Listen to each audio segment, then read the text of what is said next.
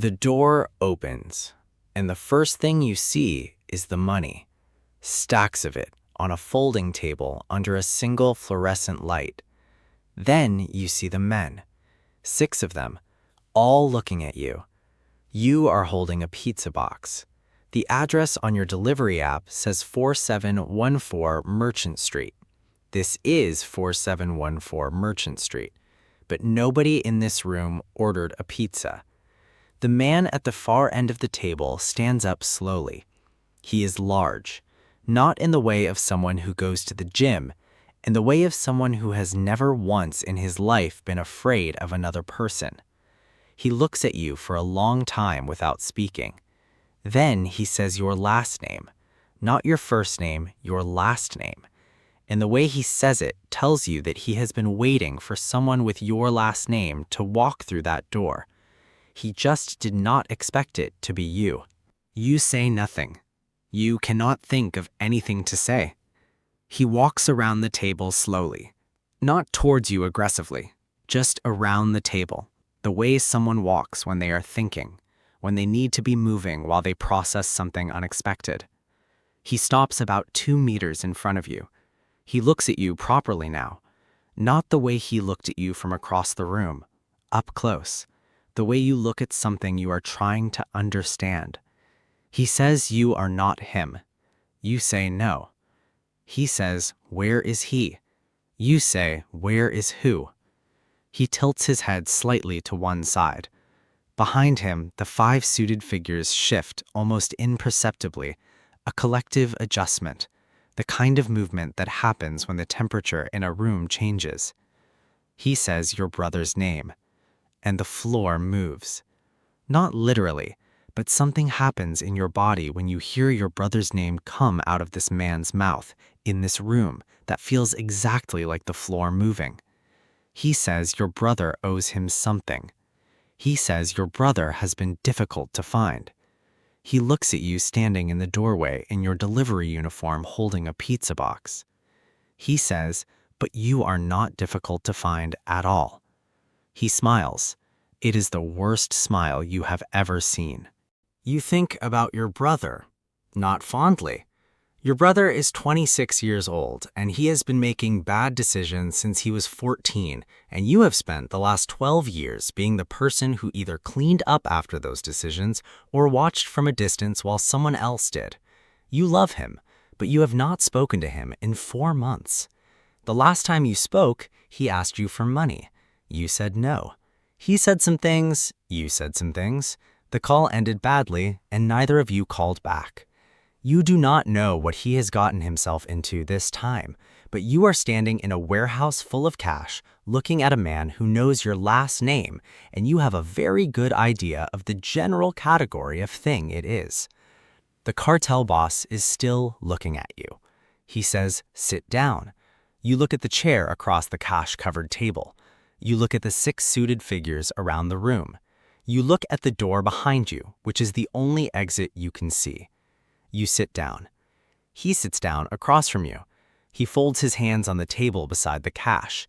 He says, "Tell me about your brother." You say you do not know where he is. He says that is not what he asked.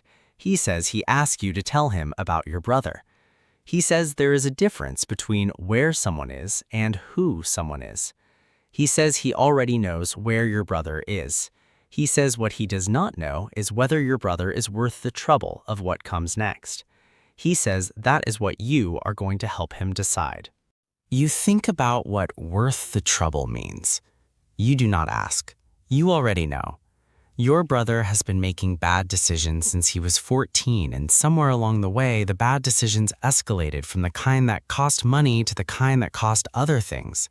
You do not know the specifics, but the man across from you does. And he is asking you to tell him whether your brother is the kind of person who stays bought. Not in those words, but that is the question. Is your brother reliable? Is your brother trustworthy? Is your brother the kind of person who makes a commitment and keeps it, or the kind of person who makes a commitment and then decides later that the commitment no longer applies to him? You know the answer. You have known the answer for 12 years. Your brother is brilliant. Your brother is charming. Your brother can make anyone believe anything he wants them to believe for as long as he needs them to believe it.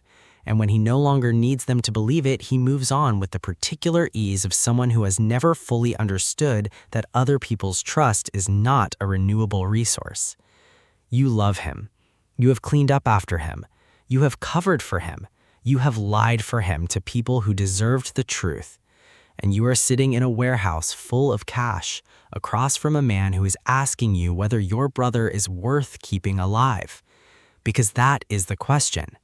Underneath the language about worth and trouble and what comes next, that is the actual question. And you have approximately 30 seconds to decide what to say. You say your brother is the most reliable person you have ever met. You say it without hesitation, looking directly at the cartel boss across the cash-covered table. You say your brother has never once in his life walked away from something he committed to. You say your brother is the kind of person who finishes what he starts, regardless of the cost to himself. You say your brother called you 4 months ago and you did not pick up. That part is not true. He called and you picked up and it ended badly, but the cartel boss does not know that, and the version where you did not pick up is a better version for your brother right now. You say your brother has been hard to reach because he has been dealing with a family situation. You say the family situation is you.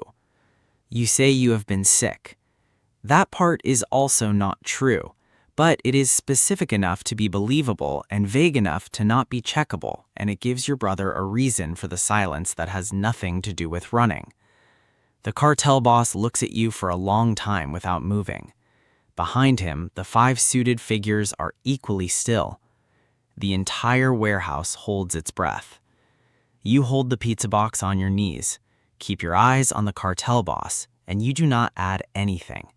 Because you have learned from your brother that the person who keeps talking after they've said enough is the person who loses. The cartel boss nods once. He stands and says someone will be in touch with your brother. He says your brother has 1 week. He looks at you one final time and says you are a good brother. He hopes your brother deserves it. One of the suited figures opens the door behind you.